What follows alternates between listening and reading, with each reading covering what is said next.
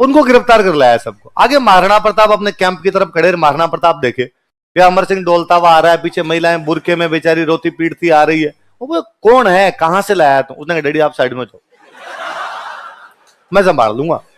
जो अरे है कौन ये तो बता। उसने वो रहीम जी है ना कि हाँ, तो आज शिकार खेलने के लिए गए थे तो मैंने कर लिया।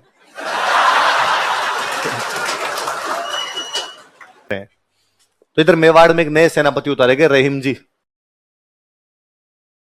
कौन भेजे गए? अब्दुल रहीम। रहीम जी को कहा कि रहीम जी आप जाओ। रहीम जी प्रेम के दोहे वही लिखने वाले आदमी। रहीमंदा का प्रेम का मत तोड़ो, टूटे से फिर जुड़े नहीं जुड़े।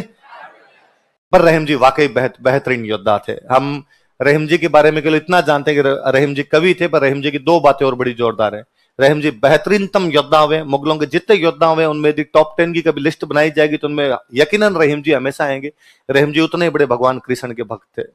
इस धरती पर जब भगवान कृष्ण के टॉप 10 भक्तों की लिस्ट बनाई जाएगी उसमें भी नाम किसका हैगा? तो रहीम जी बहुत ही भले सज्जन मनुष्य थे एकदम। तो रहीम जी कहा रहीम जी आप जाओ मेवाड़ में लड़ने के लिए। तो रहीम जी आगे, पर रहीम जी का मेवाड़ वालों की तरफ थोड़ा सॉफ्ट कॉर्नर था। और रहीम जी को ऐसा लगता था कि यार जो संधि करना चाहता उसे तो कर लो, जो करना ही नहीं चाहता, किसी भी तरीके से नहीं करना चाहता, वहां पे क्यों लड़ाई करनी? मेवाड़ वाले नहीं करना चाहते तो बैठे रहने दो यार, अकबर क्यों बार बार सेनाएं भेजता है? पर अब बादशाह ने ऑर्डर दिया तो आना तो पड़ेगा।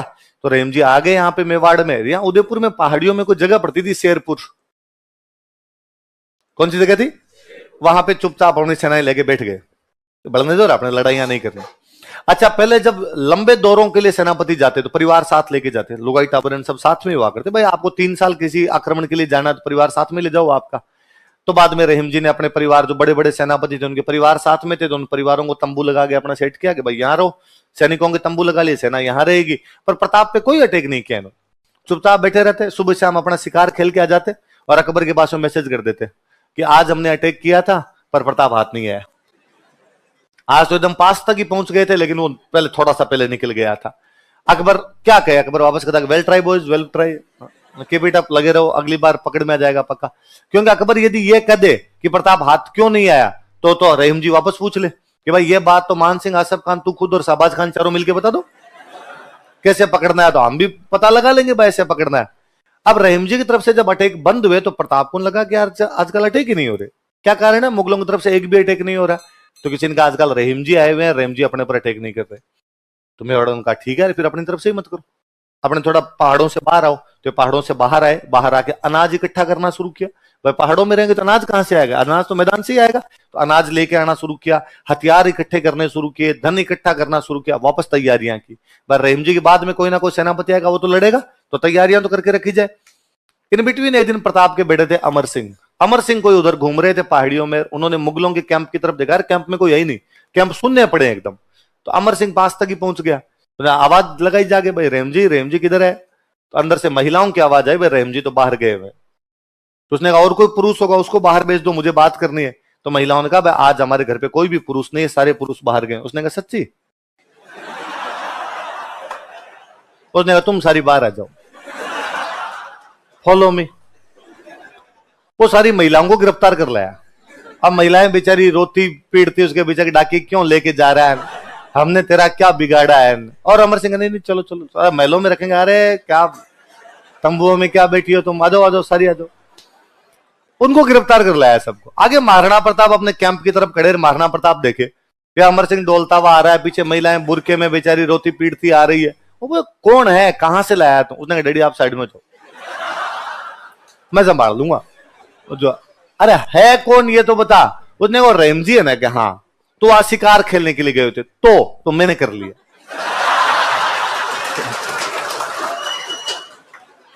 मारना पड़ता बता, थप्पड़ मारूंगा, सॉरी बोले इनसे। महाराणा प्रताप अमर सिंह से सॉरी बुलवाते हैं, उन महिलाओं से खुद सॉरी बोलते हैं कि आप सब मेरी बहन बेटी के समान हो, गलती हुई मेरे बेटे से, आइंदा से दोबारा ऐसा कभी भी नहीं किया जाएगा। आप निश्चिंत होकर रहिए, आपको घर वापस भेजा जाएगा, आपके साथ किसी भी प्रकार की कोई भी बदतमीजी नहीं की जाएगी। चाय पानी पीजिए, खाना खाइए। फिर रहीम जी के नाम पूरा एक लेटर लिखवाया, उसे महाराणा प्रताप ने फिर लिखा कि रहीम जी गलती हुई है हमारी साइड से, दोबारा इस प्रकार की गलती हम नहीं करेंगे। महाराणा प्रताप युद्ध के मैदान में कभी भी महिलाओं और बच्चों को बीच में आकर किसी पर, महिलाओं और बच्चों को बीच में नहीं लाएगा, इनको बंधक नहीं बनाया जाएगा। जो लड़ाई होगी वो सामने छाती आके करेंगे, जो रिजल्ट होगा वो देखा जाएगा। उन महिलाओं को वापस सम्मान वापस भेजते हैं।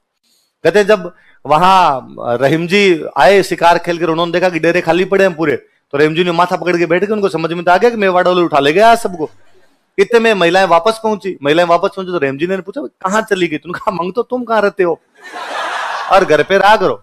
ये तो भलाओ बेचारे महाराणा प्रताप का जो हमें भेजा है, वरना अमर सिंह तो पकड़ ले गया था हमें। और उन्होंने जाके पूरी बात बताई। उन महिलाओं ने कहा कि भाई रे, कोई माँ बेटा दे तो महाराणा प्रताप जैसा दे कि दुश्मन की महिलाओं को भी इस कदर इतनी इज्जत कौन बख्शता है। उस समय मध्यकाल के अंदर दुश्मन की महिलाओं को, बच्चों को इस प्रकार से हॉस्टेज बना लेना बहुत छोटी सी बात हुआ करती। और युद्ध की तैयारी में कोई भी अपनी साइकोलॉजिकल लीड के लिए ऐसा कर लिया करता कि उनके गिरफ्तार कर लो, ताकि कम से कम उधर वाले आक्रमण तो अपने पे नहीं करेंगे। पर यदि कोई आदमी महिलाओं को इस प्रकार वापस भेज देता है, आप सोचिए वो कितना नैतिक चरित्रवान रहा होगा। मैं अक्सर कहता हूं कि इस दुनिया में योद्धा खूब सारे हुए हैं। यदि योद्धाओं की बात की जाए तो सांगा के आसपास नहीं फटकते बाकी वाले। उसके हाथ नहीं, पैर नहीं, आंख नहीं, कान नहीं, फिर भी लड़ता घूमता रहता बाड़ी तक। भयानक लड़ने चला गया था। तो प्रतापन योद्धा के मामले में तो सांगा के आसपास ही नहीं जा पाते। पर प्रताप इसलिए याद नहीं किए जाते कि वो बड़े योद्धा हुए थे। प्रताप इसलिए याद किए जाते हैं योद्धा से इतर उनके गुण बहुत ज्यादा, बहुत अलग गुण थे। वो नैतिक चरित्रवान थे। जनता किसी राजा को याद कर रही है ना, इसका मतलब उसमें गुण अलग है। प्रताप पढ़ने के लिए हिस्ट्री पढ़ना आवश्यक नहीं है। सांगा को आप तभी जानते हो जब हिस्ट्री पढ़ते हो। कुंभा खूब महान राजा हुए होंगे, पर उनकी किताबें आपके तभी याद हुई है जब आपने हिस्ट्री पढ़ी है। उनके बारे में तभी जाना है जब आपने हिस्ट्री पढ़ी। गांव का ठेठ अनपढ़ आदमी महाराणा प्रताप को जानता है। इसका मतलब उस बंदे में अलग बातें थी, तब कुछ है। तो कहते हैं उन्होंने वो लेटर दिया रहीम जी को ले जाके, तो रहीम जी के लेटर पढ़ के आंखों में आंसू आ गए थे। और रहीम जी ने तब कहा था कि प्रताप, मैं नहीं जानता कि मुगलिया सल्तनत भारत में कब तक काबिज रहेगी। मैं नहीं जानता कि शहंशाह अकबर का भारत में इकबाल कब तक बुलंद रहेगा यहाँ पर मैं एक बात जानता हूं कि जब तक सूरज और चांद रहेंगे महाराणा प्रताप तुम याद किए जाओगे। वो दुश्मन आपके बारे में ऐसी बात कर दे, इससे बड़ी चीज क्या हो सकती है? क्या रहीम जी की तो बैग में ही पकड़ के ले गए? तो अकबर ने रहीम जी कहा, रहीम जी लुगाइयां नहीं संभल रही, प्रताप को तो क्या ही संभालोगे, वापस आ जाओ आप। तो नया सेनापति उतारा गया। इस बार अकबर ने अपने एक अंकल को सेनापति बना के भेजा। अंकल का नाम था सुल्तान खान। क्या नाम था? सुल्तान खान डाकी टाइप का आदमी था, लंबा चौड़ा भयंकर वाला आदमी था। और सुल्तान खान बहुत अच्छा सेनापति। सुल्तान खान यहां यार, सुल्तान खान ने आगे अपने 4 जगह डेरे जमाए। दिवेर, देबारी, देसुरी और देवल, 4D, 4 जगह डेरे लगाए उसने। कहां कहां पे? दिवेर, देबारी, देसुरी। कि उसने नोटिस किया कि यार मेवाड़ वाले मैदान में आके लड़ ही नहीं रहे, पहाड़ों में लड़ रहे हैं। और पहाड़ों में मुगल जब जाते हैं तो मुगल पहाड़ों में लड़ने का बेस्ट नहीं है, इसलिए मेवाड़ वाले मार लेते हैं, कूट लेते हैं इनको। तो क्या किया जाए? उसने कहा पहाड़ों को घेरो चारों तरफ से। कितने दिन तक पहाड़ में बैठे रहेंगे? पहाड़ में स्टॉक तो खत्म होगा। पहले जब किलों को घेर के बैठते थे तब भी तो साके करने पड़ते। इस बार पहाड़ घेर लो, सारे के सारे पहाड़ घेर लिए जाए। पूरी अरावली में जहां जहां ये बैठे हैं उन चारों तरफ से लॉक किया जाए, फिर देखते हैं क्या करेंगे। अजमेर वाले रूट पे जो एक जगह थी, उस जगह का नाम था दिवेर। कौन सी जगह थी? इस रूट को सबसे ज्यादा ध्यान रखना जरूरी था, क्योंकि मुगलों का अड्डा अजमेर था। इसलिए मुगलों की जो भी सप्लाई आया करती वो कहां से आती थी? अजमेर वाले रूट से आती, इस दिवेर वाले रूट से आती। और मेवाड़ वालों का पूरा ध्यान इस पे था कि मुगलों की सप्लाई चेन तोड़ दो। तो मुगलों की सेना यदि मेवाड़ में आके लड़ेगी तो खाना पीना तो करेगी। खाना पीना कहां से आएगा? उनका आटा कहां से आएगा? अजमेर से। वो बीच में लूट लो, फिर देखते हैं मुगल कितने दिन। तो मुगल बड़े परेशान रहा करते थे कि यार मेवाड़ वाले बीच में सप्लाई छीन लेते हैं। तो उसने कहा सप्लाई वाला जो रूट है यहां पर तो मैं बैठा हूं। पर इस बार मेवाड़ वाले हाथ लगा के दिखाए। उदयपुर वाले रूट पे एक सेना लगा दी गई। वो सेना कहां लगाएगी? देबारी। पाली वाले रूट पे एक सेना लगाएगी, वो देसुरी। डूंगरपुर वाले रूट पे एक सेना लगेगी, देवल। चारों रास्ते जाम, बाहर मत निकलने दो। पहाड़ है, अब पहाड़ों के बीच में देखते हैं कितने दिन रहेंगे। या तो मरेंगे पहाड़ों में और या बाद में आगे सरेंडर करेंगे, बाकी इनके पास और कोई भी चारा नहीं। और चप्पे चप्पे चौकसी, पूरी रात चारों तरफ से सुरक्षा प्रहरी गूंजे वहां पर। और वाकई मेवाड़ वालों को जाम कर दिया सुल्तान खान ने। प्रतापन बाहर ही नहीं निकल पा रहे थे, चुपचाप बैठे हुए कि यार सुल्तान खान यहां से निकल जाए तो कुछ करे सुल्तान। पर सुल्तान खान दिवेर में आराम से मजबूती से बैठा। थोड़े दिनों में जब मेवाड़ वालों की तरफ से कोई एक्शन नहीं हुआ, मेवाड़ वाले चुपचाप ही बैठे रहे, तो सुल्तान खान थोड़ा कॉन्फिडेंट हो गया। और सुल्तान खान लगा कि ठीक है, मामला ठीक है। तो जहां पूरी रात सुरक्षा हुआ करती है, पूरी रात नहीं देते, अब रात में कहते 2 बार बस सुरक्षा लगा लो।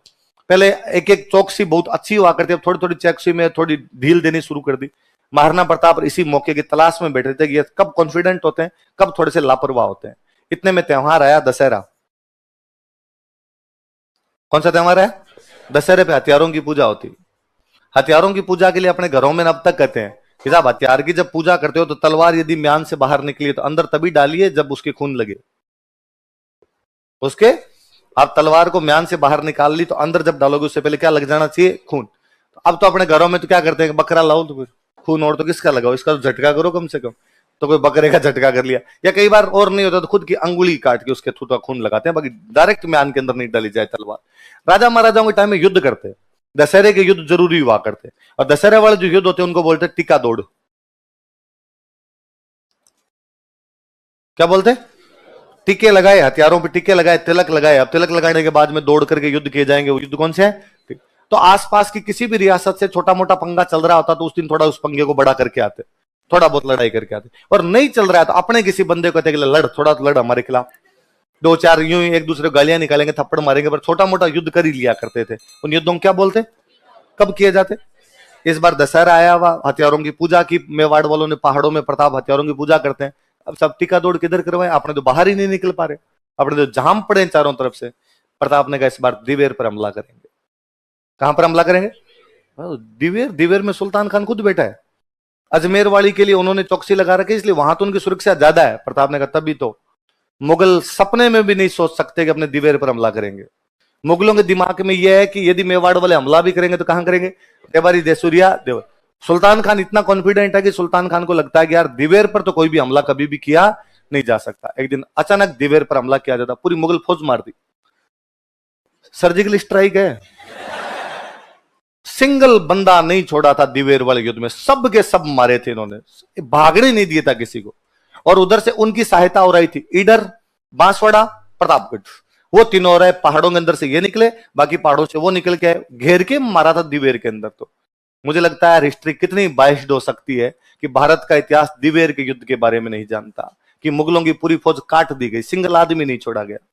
हार जीत के फैसले तो बहुत बाद की बात है, कोई जाके समाचार तो देता कि कोई बचा है कि नहीं बचा है। उधर सेनापति कौन है आपका? सुल्तान खान। अमर सिंह था प्रताप का बेटा। कहते हैं अमर सिंह ने सुल्तान खान के भला मारा था, आर पार निकाल दिया था, इतना भयंकर तरीके से सुल्तान खान को मारा था। यह युद्ध अमर सिंह की वीरता का चरम है, कि अमर सिंह क्या योद्धा रहा होगा। वो दिवेर का युद्ध बताता है कि उसने सुल्तान खान जैसे सेनापति को भाले से बींद दिया था। दिवेर का युद्ध हमारे इतिहास का पूरी तरीके से खा गए। मतलब दिवेर के युद्ध के बारे में स्टूडेंट तभी जानता है जब आप ये कंपटीशन की तैयारियां करते हो, वरना टाबर बीए एमए भी कर ले तो दिवेर का युद्ध कभी भी क्लियरली इतने अच्छे तरीके से पढ़ाया 10th तक की किताबों में तो खाया हुआ है, भयंकर ढंग से खाया हुआ है। आगे वाले कोई बीए एमए करे तो उसके सामने दिवेर आए, पर वो भी इतना ध्यान नहीं देता, क्योंकि हल्दी घाटी आपने इतना हाईलाइट करके छोड़ दिया कि दिवेर उसके नीचे दब के रह गया। क्योंकि दिवेर को हाईलाइट किया जाता है तो इतिहासकारों के कई षड्यंत्र मंसूबे उनके जो भी है वो कामयाब नहीं हो पाते, क्योंकि दिवेर बताया जाता है तो क्लियर लिखना पड़े कि प्रताप जीते हैं। फिर किंतु परंतु वाली बात ही समाप्त हो जाती है कि इसमें कौन जीता था और कौन नहीं जीता। जब पूरी सेना ही मर गई सामने वाली, तो फिर तो इधर वाला पक्ष जीता आपके।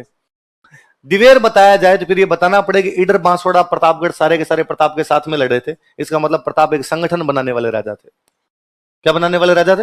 मेरे तो ये भी कभी समझ नहीं आया कि मिडाइवल के इतिहासकारों को इतनी इतिहास की समझ नहीं है कि अपने भारत में अक्सर एक बात की जाती है, मैं अच्छे अच्छे लोगों को ये बात सुनते हुए देखता हूं कि महाराणा प्रताप अकेले रह गए थे, बाकी लोगों ने उनका साथ नहीं दिया था। अरे कहां नहीं दिया यार, पूरी बाउंड्री सील थी, सारे के सारे तो लड़े हैं साथ में, और कैसे लड़वाओगे आप साथ के अंदर? और सारे के सारे लड़े हैं इसलिए मेवाड़ इतना सफल हो गया।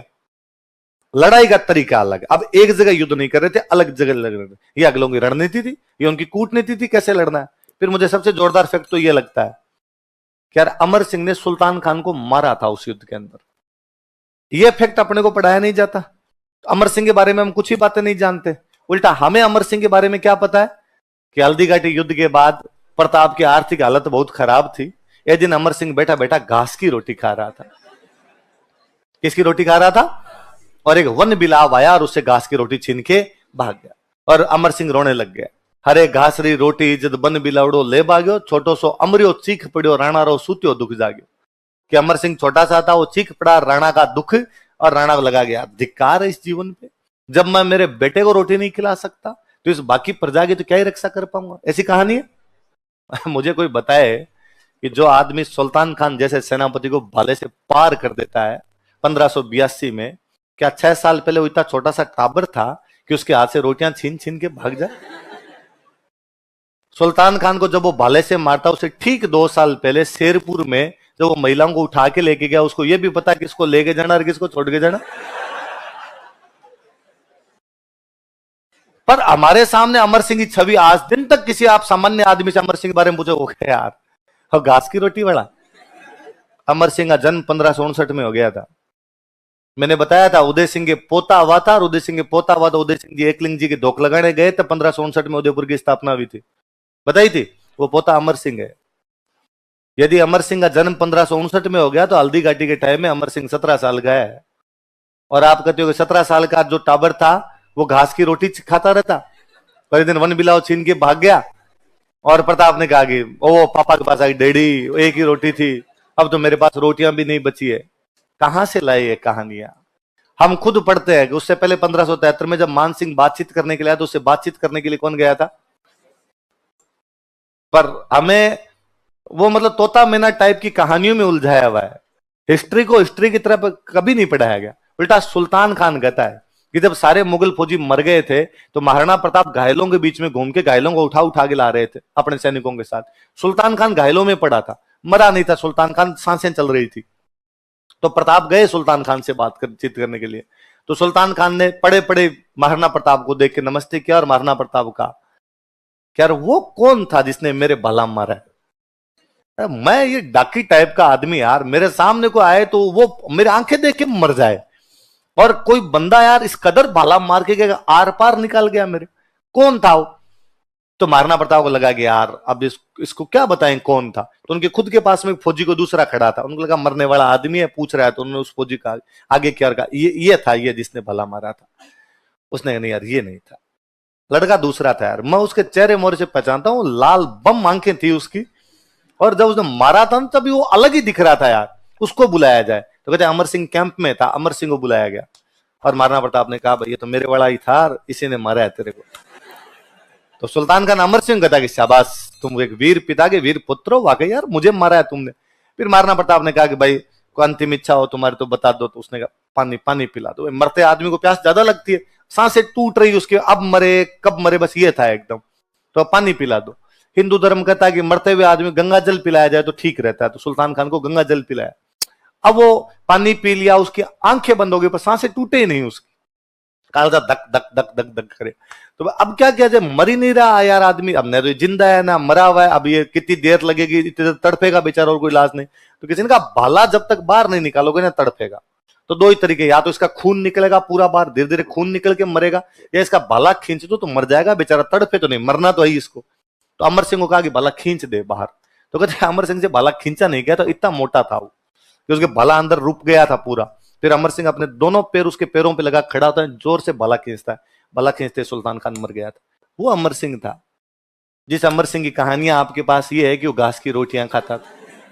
उदय सिंह की कहानी आपके पास है कि घास के पत्तों में लेके गए थे उसको, और अमर सिंह की कहानियां आपके पास है घास की रोटियां। अच्छा, कहानियां इसी प्रकार की होती है। मैं कन्हैयालाल सेठिया का पुरजोर प्रशंसक हूं। मुझे राजस्थानी भाषा के जब जब कवियों के नाम लेने पड़ेंगे, कन्हैयालाल सेठिया मूर्धन्य साहित्यकारों के पहले नंबर पर आएंगे। और कन्हैयालाल सेठिया की वो कविता है पाथल और पिथल, जिसके अंश उठाए गए। पर सेठिया जी कवि है, इतिहासकार नहीं है। इतिहासकारों को तो समझना चाहिए कि कवि इस प्रकार की बातें लिख सकता है, कवि कल्पनाएं करता है, कल्पनाओं में इस प्रकार की चीजें लिखी जा सकती है। हिस्ट्री में तो मत पढ़ाओ टाबरों को, अपने इतिहास की किताबों में। हरे घास की रोटी थी, अरे यार पहले तो घास की रोटी कौन कौन खाता है बताया जाए, देखे कि कब कब ऐसा होता है कि घास की रोटियां खानी पड़ती। गरीब से गरीब आदमी घास की रोटी खाता है क्या? बाजरी खा लेता होगा, गेहूं नहीं मिले तो कम से कम, पर यहां घास की रोटियां इस प्रकार के सिखाए गए। सुल्तान खान को जब मारा गया और इतने भयंकर तरीके से मारा गया, उसके बाद तो मुगलों की तरफ से प्रताप के खिलाफ आने से मना कर दिया था किसी भी सेनापति। अकबर ने कहा अब कौन जाएगा लड़ने, लोगों का दिमाग खराब है, सुल्तान खान गया था भयंकर मारा है, कोई आदमी आगे समाचार देने लायक भी नहीं बचा कैसे कैसे किस किसको मारा है। जब सारे मना कर दिया करते कि कोई लड़ने नहीं जाएगा, तो अपने राजस्थान वाला पक्का कोई ना कोई तैयार हो ही जाता। अपने राजस्थान वालों को लगता था कि भयंकर युद्ध, इसका मतलब मरने के चांसेस ज्यादा है, और युद्ध में लड़ते हुए मरे तो स्वर्ग प्राप्त होगा, और स्वर्ग के चक्कर में लड़ाई कर लिया करते। तो जगन्नाथ कछवाहा जो मानसिंह वाला अंकल था, उसने कहा मैं चला जाऊंगा। तो 1585 में अकबर एक बार ट्राई और करता है, और इस बार भेजता जगन्नाथ कछवाहा को। प्रताप को बड़ा गुस्सा है कि यार आमेर वाले तो मान ही नहीं रहे, कभी बाप आता है यहाँ पे, कभी बेटा आता है, कभी समझाने आते हैं, कभी लड़ाई करने आते हैं, कभी अंकल आ जाता है। इस बार प्रताप ने आमेर पर हमला कर दिया। क्या हमला कर दिया? तुम मुगलों का साथ दोगे तो लो फिर तुम मजे देखो देखे। तो आमेर इधर टोंक तक हुआ करता अपना, कहां तक हुआ करता, और टोंक में अपने एक जगह पड़ती मालपुरा। कौन सी जगह थी? मालपुरा बहुत पैसे वाली जगह थी, व्यापारिक केंद्र था। पाली, मालपुरा ये राजस्थान के बड़े व्यापारिक केंद्रों में से एक थे। प्रताप आमेर पर हमला करते हैं, मालपुरा छीन लेते हैं। क्या छीन लेते हैं? ये आमेर वालों को संकेत था कि इस बार यदि तुम वापस मुगलों की तरफ से आओगे, मैं वापस तुम्हारे आमेर का कुछ ना कुछ छीन लूंगा। तो इसके बाद आमेर वालों ने आना बंद ही कर दिया। अकबर ने कहा कौन जाएगा आमेर वालों का, हम नहीं जाएंगे, बाकियों का देख ले तू। क्यों नहीं? तो वो बापू इधर हमारे आ जाते हैं यार, हमारे आगे लूटपाट करके चले जाते हैं। आमेर वाले आने बंद हुए तो बाकी मुगल सेनापतियों की हिम्मत ही नहीं थी कोई यहां पे लड़ सके आके।